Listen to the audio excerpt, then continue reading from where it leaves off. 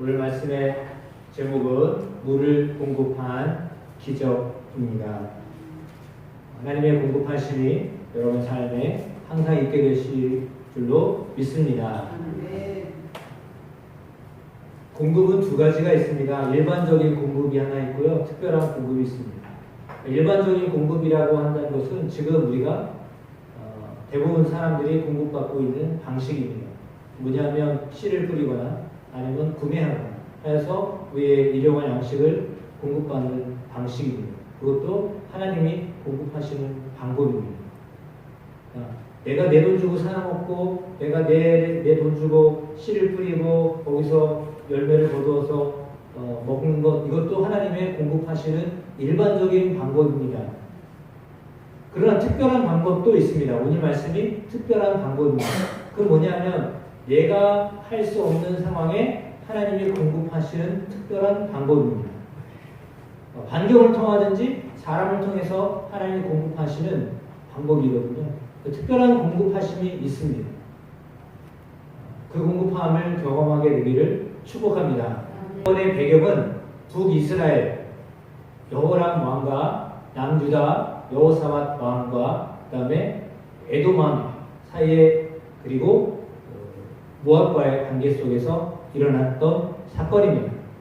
여러분 그림을 보시는 것처럼 아합 왕과 이세벨 사이에 아하시아와 여호람과 아달랴가 태어났습니다. 그리고 그 여호람이 이제 지금 이제 뭐죠? 왕이 된 상황이 됐죠. 아합의 아들로 성경에 여호람을 그렇게 설명하거든요. 여호람 왕이 일어났던 시대인데 남쪽 유다에는 아달랴와 여호람 사이에 여호사밧이라고 하는 왕이 있는데 오늘 그 왕이 지금 바로 이 남유다 여호사밧 왕입니다. 그러니까 이게 친인척 관계가 됩니다. 북이스라엘과 남유다가 돌고 돌면서 친인척 관계가 되어서 연합하는 사건이 일어났습니다. 그러니까 뭐 이렇게 사돈 관계가 되는 거죠. 이런 관계가 되다 보니까 사실은 북이스라엘과 남유다가 척을 두고 있었던 상황이에요. 서로 좋지 않은 상황이 있었는데 그런데 지금 친인척 관계이기 때문에 연합을 할 수 있었던 겁니다. 그러면 왜 이런 연합의 사건들이 일어났을까? 그 사건은 배경이 있는데 그 배경 전에 여호람의 그 신앙을 한번 생각해 볼 필요가 있습니다. 여호람의 신앙은 어떤 신앙이었냐면 첫 신앙의 첫걸음이라고 해서 그가 어떻게 예배하였는가 그걸 보아야 아는데요. 그는 아버지가 섬겼던 아버지가 만들었던 그 바알 상을요 다 헐어버렸어요. 그 왜 그랬겠습니까? 엘리야가 바알 신을 섬기었던 제사장들을 죽였던 사건과 더불어서 하나님이 어떤 분인지를 알았기 때문입니다. 그러니까 엘리야 시대에 어떤 일이 벌어졌는가를 들어서 알거나 보아서 알거나 했던 그런 인물이기 때문에 바알상을요 헐어버렸어요. 그런데 그가 하지 않았던 것이 있습니다. 그거는 뭐냐면 베델과 단에 만들었던, 다시 말하면 그 초대왕, 북이스라엘의 초대왕이 누구냐면 여로보암인데 그 여로보암 왕이 세웠던 베델과 단에 세운 금송아지 상은요 헐지를 않았어요. 그러니까 예를 들면 그런 거죠. 지금 북한의 초대 그 주석이 누구예요? 김일성이잖아요. 두 번째가 김정일이고 그 세 번째가 김정은인데 김정은이 지금 아무리 민주화를 시키고 싶어도 민주화를 시키지 못하는 이유는 맨 처음에 세운 김일성이 공산주의라고 하는 것을 중국과 러시아에서 가지고 들어와서 기반한 데 세워진 사회주의 국가이기 때문에 어쩌면 외국에서 논문을 많이 받아들였기 때문에 그 자유주의 이런 것을 받아들이고 싶은 마음이 굴뚝 같을 거예요. 근데 그 체계를 지키고 있는 것이 무너질까봐 두려우니까 알고는 있는데도요 그걸 도입을 못하는 거예요. 그러와 같은 거예요. 그러니까 여호람은 바알을 섬긴다는 것이 헛되다는 것을 알았어요. 그래서 바알 신상을 아버지가 세운 건데도요, 그걸 헐어버렸거든요. 근데 그 전에 세웠던 나라의 기초가 됐던 여호로보암이 세웠던 금송아지상을 세우지 못했던 이유는 마치 북한 공산당이 사회주의가 김일성이 세운 그 주체사상 이것을 잃어버리지 못하고 그냥 유지해야만 하는 상황과 같은 그런 상황이에요. 그런 상황이 된 거죠. 그러니까 여호람도 하나님을 믿기는 믿는데 반쪽짜리 신앙이에요. 반쪽짜리 신앙으로 살아가니까 이스라엘 백성들이 대부분 그들이 믿었던 하나님은 사실은 금송아지 하나님입니다. 왜냐하면 밑에 예루살렘 못 가게 했기 때문에 그들이 제사 드리는 곳은 베델과 단이란 말이에요. 거기서 제사를 드리고 거기서 예배하는 것은 사실은 진정한 하나님이 아니라 금송아지 하나님한테 제사를 드렸던 거예요. 그러니까 이거를 그 죄를 끊지를 못하는 거죠. 그래서 이 그림 아까도 그 도서 책을 보여드렸던 것처럼 신앙의 첫걸음이 상당히 중요한 겁니다. 처음에 신앙을 어떻게 갖느냐가 정말 중요한 것입니다. 여러분 신앙을 첫걸음을 잘 내딛고 그 첫걸음이 여러분의 신앙을 계속해서 유지해 나갈 수 있는데 처음 신앙이 정말 중요합니다. 첫 신앙을 어떻게 갖느냐가 매우 중요합니다. 예를 들면 이런 거죠. 새벽 기도부터 신앙생활을 하신 분은요, 그 신앙생활로 평생을 가는 거예요. 근데 죄송하지만 뭐 예배를 뭐 거의 안 나오셨으니까 주일 예배만 들으시는 분들은 주일 예배 신앙으로 사는 거예요. 그러니까 주일 예배만 들어도 나는 신앙생활 다 했다라고 생각하는 분들은요, 주일 예배만 들어도 다 했다고 생각해요. 그러니까 그 신앙으로 사는 거예요. 주일 예배 신앙으로 사는 거예요. 그러니까 예를 들면 그런 겁니다.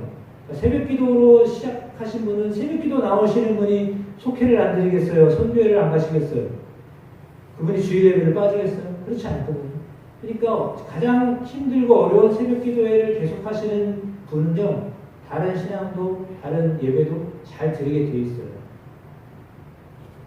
그러니까 그 예배 신앙을 어떻게 갖느냐, 그래서 예배를 어떻게 드리냐, 이게 상당히 중요한 거예요. 사실 들어야 될 사람은 주일날만 예배 오는 분들이 들으셔야 되는데 할 수 없어요. 네. 오늘 오신 분들이 복이 있습니다. 여러분이 전하시기를 축복합니다. 아니면 유튜브를 보러 가시든지. 왜냐하면 신앙의 첫걸음이 중요하기 때문이에요. 신앙의 첫걸음을 어떻게 내느냐에 따라서 그의 신앙이 잘하든지 아니면 퇴보하든지 합니다. 신앙을 가지고 있다고 해서 그 신앙이 다 잘하는 게 아니라요, 신앙을 가지고 있어도요, 퇴보할 수 있거든요. 그러니까 여러분의 신앙은 퇴보하는 신앙이 아니요, 발전하는 신앙, 성숙한 신앙이 되시기를 주님의 이름으로 축복합니다. 그 신앙을 가지셔야 돼요. 더 자세한 내용을 PPT를 보면서 말씀을 전하면서 나누도록 하겠습니다. 여호람이 왕이 됐거든요. 아합 왕은 악한 왕이었습니다. 아합 왕은 강력한 통치를 했던 왕입니다. 그러니까 센 왕이에요. 요즘 말로 말하면 센 왕이었습니다. 그런데 그 아들 여호람 왕은 조금 유약한 왕입니다. 그러니까 틈이 벌어졌겠죠. 센 사람 밑에서 약간 유약한 사람이 왔으니까 백성들도 그렇고 외교 관계도 그렇고 좀 느슨해진 상황이 됐습니다. 느슨해진 상황이 되니까 그림에 보여져 있는 것처럼 북이스라엘이 저 위에 있고 그 밑에가 남유다잖아요. 남한국 유다. 그 밑에가 뭐예요? 에돔이죠. 그리고 그 오른쪽으로 올라간 게 모압이에요. 맞나요? 그리고 그 위에가 암몬이거든요. 근데 모압 왕이 북이스라엘에게 조공을 바치다가 아합 왕이 죽자, 센 왕이 죽자 느슨한 왕이 되니까 조공을 끊어버렸어요. 그러니까 여호람이 화가 나겠죠. 아니 아버지 때까지는 열심히 조공을 바치던 그 모압이 배신을 한 겁니다. 근데 북이스라엘에서 모압을 치려니까 어떻게 해야 돼요? 남유다를 통과해야 돼요. 에돔을 통과해야 돼요. 그러니까 그 연합을 하지 않으면 모압을 칠 수가 없는 거죠. 배반을 했는데 배반했어도 가서 혼내줘야 될 거 아니에요. 혼내줘야 되는데 길을 다 통과해서 가야 되니까 연합을 할 수밖에 없는 상황이 됐어요. 더군다나 아까 말씀드린 것처럼 사돈지간들이잖아요. 여호사밧과 이 위에 있는 여호람과 사돈관계예요. 그러니까 친분이 있잖아요. 그래서 왜 우리 나를 좀 도와줘 뭐 이렇게 된 겁니다. 그래서 그래 그럼 뭐 사돈이 원하는 내가 해줘야지 이렇게 된 거죠. 그래서 서로 사실은 이렇게 친한 관계가 아니었는데 이 혼인 관계로 인해서 친해졌어요. 그래가지고 이제 도와달라 했더니 에돔 왕도 함께 연합해서 세 나라가 북이스라엘, 남유다, 에돔 왕이 함께 연합해서 모압을 치기로 결의를 했어요. 그 주도를 누가 한 거예요, 그러면요? 여호람이 한 거예요. 여호람이 그것을 주도적으로 시작을 했습니다. 그런데 문제가 생겼어요. 물이 부족한 겁니다. 연합을 해가지고 에돔 골짜기 쪽으로 이렇게 에돔 광야를 지나는데 에돔에서 모압 광야를 지나가는데 광야를 지나가는데 물이 없는 거예요. 배 많았어요. 그때는 건조기였거든요. 물이 없어가지고요 군인들도 목마르고요 당연히 태우고 갔던 말도 문제가 생기고요. 그리고 그들이 먹이로 삼으려고 했던 짐승들도 문제가 생기고요. 그래가지고 그거는 완전히 물 부족으로 인하여서 이러지도 못하고 저러지도 못하는 상황이 됐습니다. 이 사실에 대하여서 이제 여호사밧 왕이 이야기합니다. 여호람에게 도대체 북이스라엘은 하나님을 믿는 선지자가 없냐? 그랬더니 있다고. 그 사람이 누구냐? 그 사람이 바로 엘리사 선지자예요. 그래서 엘리사 선지자를 불렀습니다. 그래가지고는 엘리사 선지자가 급파되어서 나에게 검은 고를 타는 사람을 불러다오. 그러면 내가 하나님의 말씀을 전하겠습니다. 이렇게 돼가지고 검은 고 타는 사람이 검은 고를 타는 사이에 하나님의 성령이 임재하였어요. 하나님의 성령이 임재해가지고 말씀을 전하기 시작하는데 그들이 머물고 있는 곳이 어떤 곳이었냐면 그림에 그 밑에 쪽에 약간 푸르른 곳이 있죠. 길이 모이고 푸르른 곳이 골짜기이거든요. 양쪽에 좀 구름진 곳이고 거기가 골짜기인데 이렇게 골짜기인데도 골짜기에 물이 없어요. 그러니까 물이 많이 마른 상태가 되는 거죠. 그 상황에서 하나님이 말씀이 뭐라 하냐면 개천을 더 파라. 골짜기 개천을 더 파라라고 했어요. 메마른 땅을 판다는 것은 쉬운 일이 아닙니다. 요즘 말로 말하면 장마가 지나고 땡볕이 쨍쨍하고 있는 상황에 물기가 하나도 없는데 그 맨 땅을 파야 되는 상황입니다. 그러니까 아니 지금 물이 없어가지고 허기져 있는 상황이거든요. 배도 고프고 목이도 마르고 힘이 든 상황이에요. 그 힘이 든 상황인데 거기다가 삽질하라고 하니까 그들이 그것을 기쁘게 받아들일 리가 없죠. 지금 미친 거 아니야? 아니 이렇게 아무것도 없는 상황에 물도 안 주고서 물이 모자라는 상황에서 개천을 파라니 이게 말이 되는 거냐? 근데 하나님이 개천을 파라고 했어요. 깊게 파라. 그 말씀에 순종했습니다. 그 말씀에 순종했더니 놀라운 은혜가 임하였습니다. 에돔 땅에서부터 물이 흐르기 시작하는데요. 그때가 언제였냐면 아침 소재 후였어요. 언제요? 아침 소재. 아침 소재 후는 언제냐면 상번제를 드리는 번제를 드리잖아요. 아침 저녁으로 번제를 드려요. 우리로 말하면 새벽 기도하고 저녁 기도해야 하고 그거를 매일 한단 말이에요. 근데 그렇게 매일 드리는 번제 다음에 번제에 대하여 하나님이 응답하셨습니다. 그것에 대해 우리가 감사합니다. 라고 하는 감사의 기도를, 감사의 예배를 드리는 곡식으로 드리는 소재. 그 감사를 드리는. 근데 생각을 해보세요. 7일째 갔는데요. 사람들이 먹을 게 없어요. 마실 물이 없어요. 땅을 파라 그래요. 그들이 정말 감사할 수 있었을까요? 근데도 소재를 드린 거예요. 감사할 수 있는 상황이 아니었거든요. 그런데 감사 예배를 드린 거예요. 그리고 나서요. 위에서부터 물이 흘러 내려와서 그들이 팠던 개천이요 아주 풍성한 곳이 되었어요. 그리고 놀랍게도요, 그 물이 아침에 햇볕을 받았는데 이쪽 모압 쪽에서 볼 때는 그 물이 핏빛으로 보였어요. 그래가지고 모압 왕이 판단을 하기를 어떻게 판단한 거냐면 3개국 왕이 지금 골짜기에서 먹을 것도 없는데 서로 죽였다. 서로 총질이 아니라 네. 칼질하고 창질하고 서로 죽였다. 그래가지고 지금 그 피가 저렇게 흥건하게 됐다. 왜? 물이 없을 거라고 생각했기 때문에. 이거는 순전히 피가 보여진 거다. 이렇게 오판을 하게 하는 거죠. 하나님의 하시는 방법은 이렇게 놀랍습니다. 이건 기적입니다. 그 두 가지 기적을 한꺼번에 하셨어요. 하나는요, 물 없는 곳에 웅덩이를 파게 하셔서 물을 채우게 하셨고, 그 채워진 물이 햇볕을 보았을 때 피로 보이게 하셨어요. 이 두 가지 기적을 통해서 하나님은요, 이스라엘 백성, 3개국 연합 나라가 모압을 치게 될 것이라고 말씀하셨고, 하나님 약속하셨어요. 근데 그 약속이 이루어지지는 않았어요. 그들이 약속을 믿지 않았기 때문입니다.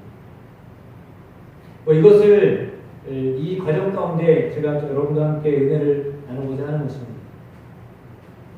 여호람은요, 하나님을 반신반의했던 사람, 절반은 믿고 절반은 믿지 않았던 그런 사람이거든요. 근데 이 여호람이 하나님을 향하여서 원망을 했단 말이에요. 누구한테 원망했다고요? 여러분, 원망은 누구한테 하나요? 정답을 보고 얘기하지 마시고요. 여러분, 누구한테 원망하죠, 보통? 원망은 왜 합니까? 네? 힘들게 한 것 때문에 여러분 원망하죠? 그러면 여러분 힘들게 한 게 뭡니까? 여러분 힘들게 한 것 때문에 여러분 원망하는 거지, 여러분을 기쁘게 한 사람 때문에 그 사람한테 원망하지 않잖아요. 누구한테 원망을 해요? 무엇 때문에 원망을 해요? 사람이라면 사람 때문에 원망할 거예요. 그렇죠? 근데 환경이라면 환경 때문에 원망할 거예요. 그러면 여호람의 경우에는 사실은 환경 때문에 원망하는 거잖아요.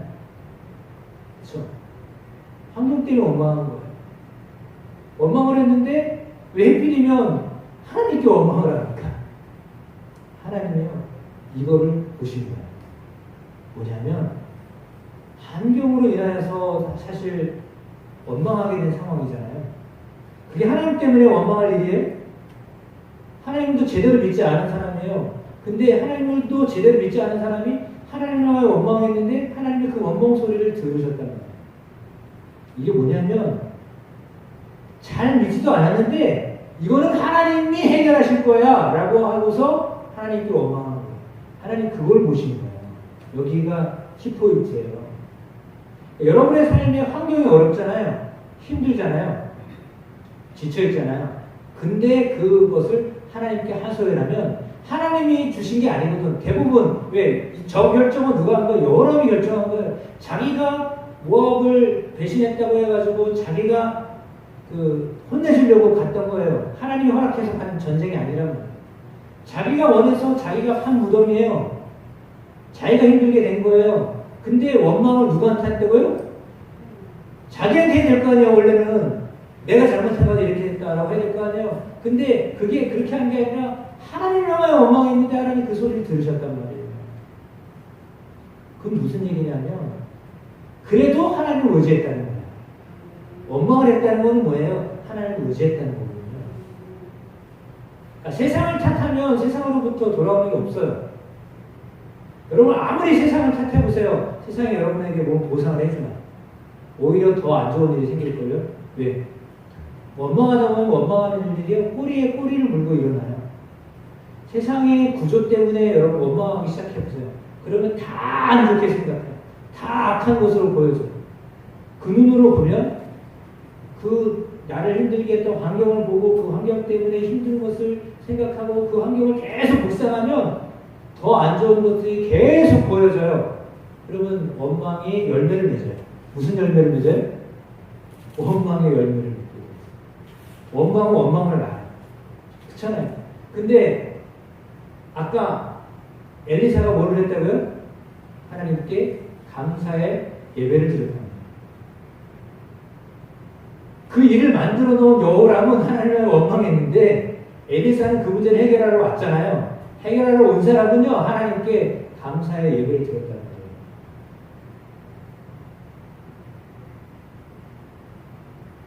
그러니까 자기가 저지른 문제도 아니에요. 엘리사는 자기 때문에 생긴 문제가 아니잖아요. 여호람 왕 때문에 생긴 문제잖아요. 그럼 사실은 나 안 할래! 이렇게 했잖아요. 처음에 그랬어요. 근데 뭐라 그래요? 내가 남유다 왕 여호사밧의 얼굴을 보았기 때문에 내가 이 일을 합니다. 그 말을 하는 거예요. 왜? 여호사밧은 하나님을 믿는 사람이에요. 하나님을 믿는 사람이 동참한 전쟁이기 때문에 나는 그래서 여기 참여하는 거지, 그렇지 않았으면 나 오지도 않습니다. 그 말을 하고 있는 거예요.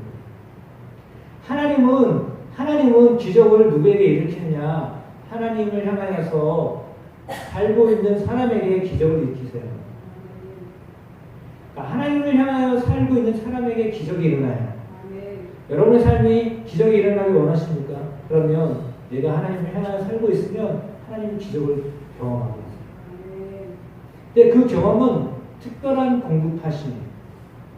그러니까 내가 뭔가를 할 수 있을 때는요, 하나님의 특별한 공급하심을 경험할 수가 없어요. 왜? 내가 다 해결할 수 있기 때문에. 그때는 하나님이 공급하실 수 없어요. 왜? 내가 다 공급하고 있는데, 내가 일용할 양식을 내가 다 책임지고 있는데, 거기에 왜 하나님이 공급하실 이유가 없잖아요. 여러분이 힘이 있고 능력이 있어서 여러분이 해결을 다 하고 있는 것, 그것 자체도 하나님이 공급하신다고 했잖아요. 하나님이 그렇게 일반적으로 공급하고 계시는 거예요. 그건요, 믿지 않는 사람에게 하나님이 다 공급하시는 방법이에요. 하나님이 믿지 않는 사람도 다 먹고 살 수 있게 공급하시는 것, 그 일반적인 공급이에요. 믿지 않는 사람도 먹여 살리시는 하나님의 일반적인 공급하심이거든요. 믿는 사람도 그 방법으로 살 수 있어요. 특별한 공급을 모르고 살 수 있어요. 왜? 본인들이 다 해결할 수 있으면 그 특별한 공급하심을 경험하지 못하고 신앙생활을 할 수도 있어요. 왜? 풍성한 사람은 그렇게 살기 때문에. 특별한 기적을 경험하지 않고도 신앙생활을 할 수 있어요. 그러나 조지 뮬러와 같은 사람, 조지 뮬러는 어떤 사람이었냐면 불량하였어요. 어떤 사람이에요? 불량 청소년이었어요. 삐뚤어 나간 사람이었어요. 어긋난 길로 갔던 사람. 근데 그가 예수님을 만나고 180도로 바뀌었어요. 나는 오직 하나님만 믿으면서 살겠다. 이렇게 해서 자기는 하나님만 의지하고 살겠다. 그래가지고요, 3번에 걸쳐서 팬데믹이 있었거든요. 콜레라가 돌아가지고 그가 살던 영국은 콜레라로 인하여서 팬데믹 현상이 일어났어요. 살고 있던 시대에 3번이나. 우리는 우리 시대에 지금 한 번 일어났는데 3년 동안 뭐 정신이 없었잖아요. 그렇죠? 근데요, 조지 밀러 시대는요, 3번이나 그랬어요. 3번이나 콜레라로 인하여서 수많은 사람들이 죽어갔어요. 근데 브리스톨이라고 하는 곳에 가서 조지 밀러가 고아원을 세웠어요. 생각을 해보세요.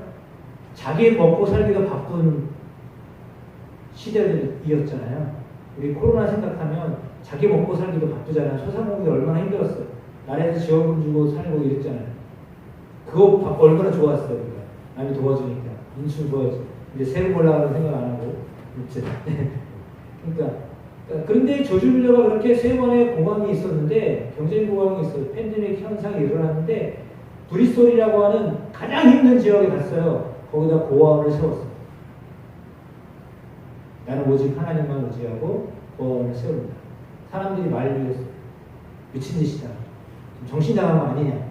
이 어려운 팬데믹 현상에서 무슨 고아원을 세우고 거기서 고아를 먹이 살리냐. 그런데 그가 수많은 아이들을 먹이 살렸어요. 그 방법은 뭐예요? 5만 기도합니다. 왜냐하면 그 당시에 그에게는 도움을 줄 사람이 없었고, 도움을 옆에서 바로 주는 사람이 없었거든요. 고아원이 돈이 있어서 세운 게 아니거든요. 간신히 세워놓고 운영하는 것도 어려웠는데 그저 하나님에게 기도할 수밖에 없었어요. 그러니까 그가 할 수 있었던 일은요, 오직 기도하는 일이었어요. 그러니까 기도할 수밖에 없었고요, 오직 할 수밖에 없는 게 기도였어요. 그러니까 그는 기도하면서 보험을 운영했어요. 아니 놀랍게도 그날 날마다 채우신 것을 경험했습니다. 그가 그것을 다 일기로 쓰고 나중에 책으로 발간하게 된 거잖아요. 그게 5만 번의 기적을 경험한 조지 밀러의 일생입니다. 그러니까 힘들고 어려운 대로 하나님이 역사하세요. 하나님이 공급하셔요. 그걸 믿으셔야 돼요. 근데 내게 뭔가가 있으면 그 뭔가가 있는 것 때문에 의지하고 살기 때문에 하나님 특별한 공급하심을 경험할 수가 없어요. 그렇다면 어떻게 해야 되냐? 사실 우리 교회가 재작년에 했던 것처럼 우리 교회가 할 수 없는 일. 우리 교회가 건축을 할 수 있는 상황은 아니었거든요. 솔직하게. 건축비만 3억 5천에다가 다 부대비용 다 하면 4억이 넘는 전체적으로 공사 비용이 있어요. 저희 교회 예산이 그 당시만 해도 4,800밖에 안 됐어요. 그러면 7배, 8배 되는 거를 감당해야 되는데, 그 여러분이 하자고 해서 했잖아요. 뭐 어떻게 될지는 몰라도, 하자. 해가지고 전화 연락은 아마 정신이 나갔던 것 같아요. 제정신이었으면 아마 지금 목사님 지금 제정신이야 지금.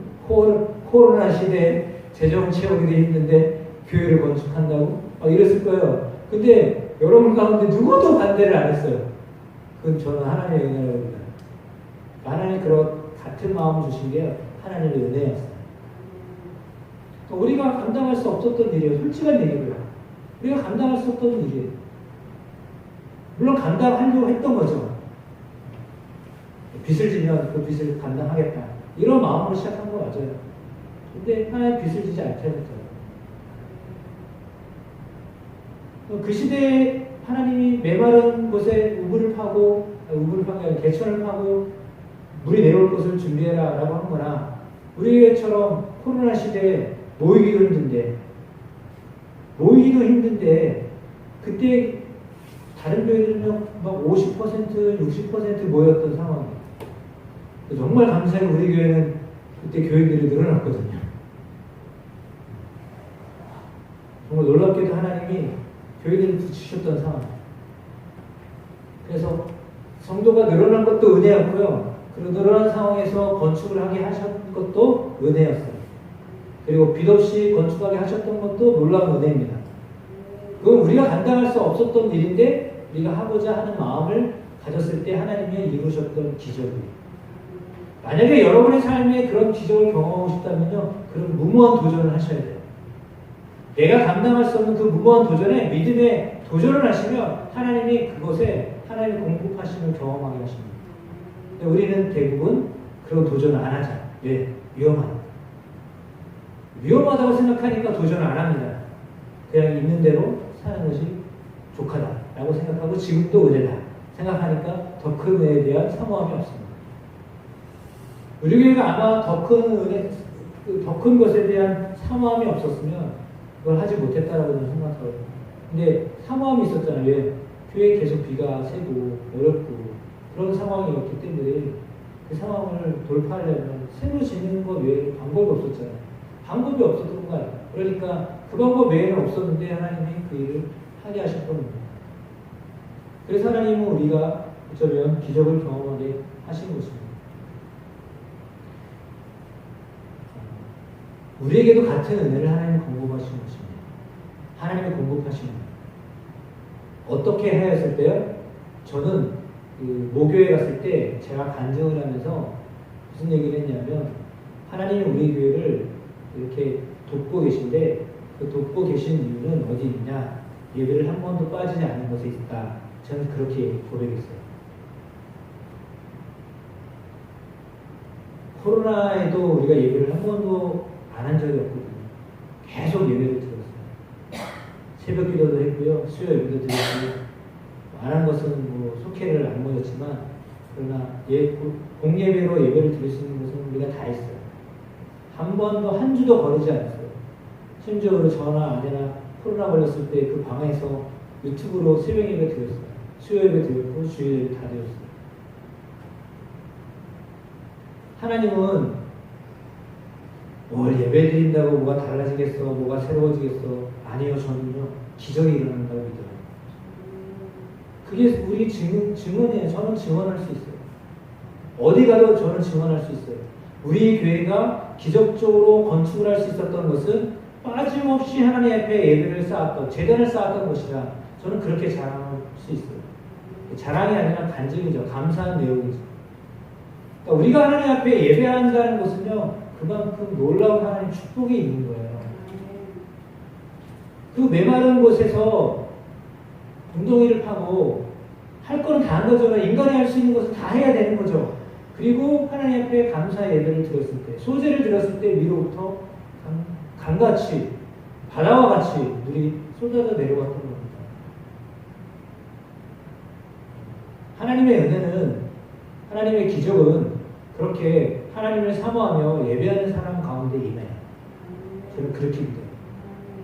여러분이 예배를 감사함으로 하면 그 가운데요 하나님 기적을 경험하게 돼요. 그 예배를 그래서 소중하게 여기시고 돼요. 그럼 왜 그럴까요? 저는 그렇게 생각하거든요. 예배하는 만큼은 하나님을 생각하잖아요. 예배 시간만큼은 사람을 바라보지 않잖아요.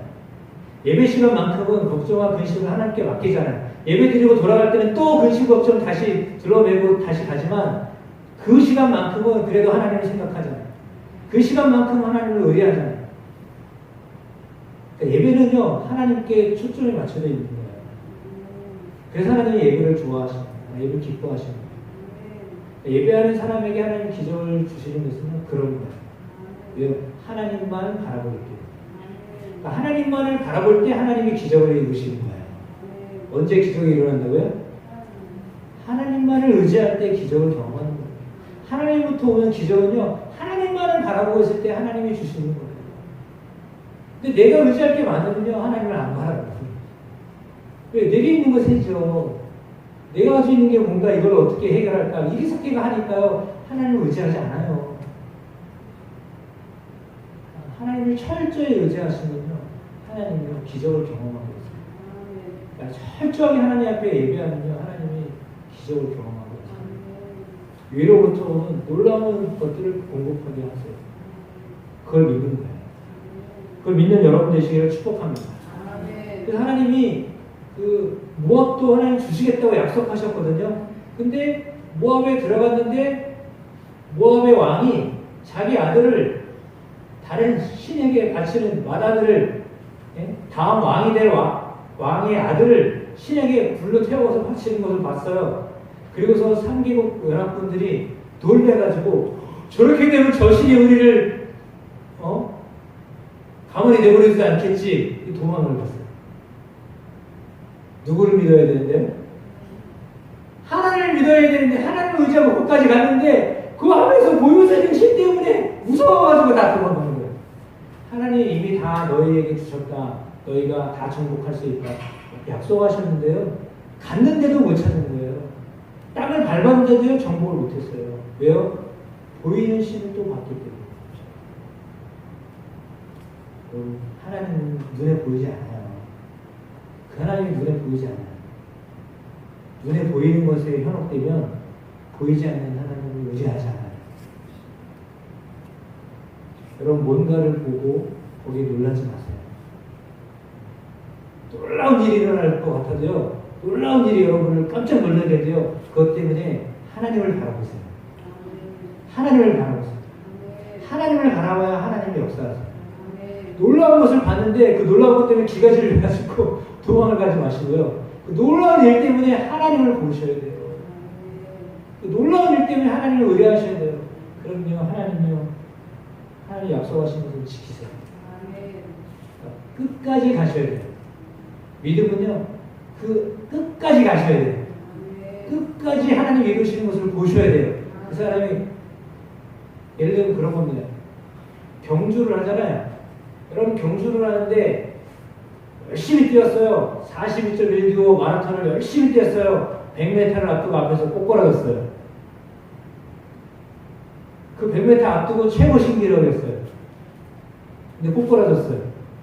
아이고 아파, 아이고 아파, 아이고 아파. 아이고 나 그만둘래. 그 꼴이에요, 그 꼴. 앞에 100m 앞두고서요. 나 아프고 힘들어, 그만둘래. 그 꼴이래요. 고지가 바로 앞인데 거기서 포기하는 것과 같은 거예요. 끝까지 하나님을 의뢰하시길 축복합니다. 끝까지 주님을 의뢰하기를 축복합니다. 그래야 기적을 경험합니다. 그래야 하나님 공급하시는 공급하실 수 있습니다. 공급하시는 걸 느낍니다. 저에게도 이런 유혹이 있어요. 뭐냐면 하나님을 의뢰하고 하나님을 신뢰하고 시작했는데 도중에 제 잔꾀를 부립니다. 아, 이건 이렇게 하고 이렇게 하면 이 문제 해결하겠다. 그렇게 해결하다 보면 하나님이 일하셔주는 기회를 내가 제한해요.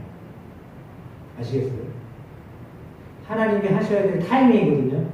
하나님 지금 역사하셔야 될 상황인데요. 내 머리로 그걸 다 해결하고 있으면요. 하나님이 역사를 못하세요. 아시겠어요? 물질의 문제도 똑같아요. 내가 이 물질의 문제를 내가 해결하겠다고 하여서 덤벼서 뭐 다른 걸로 막 메꾸고 사람한테 꾸고 뭐 이렇게 하잖아요. 그러면요. 계속 그렇게 살아야 돼요. 아시겠어요?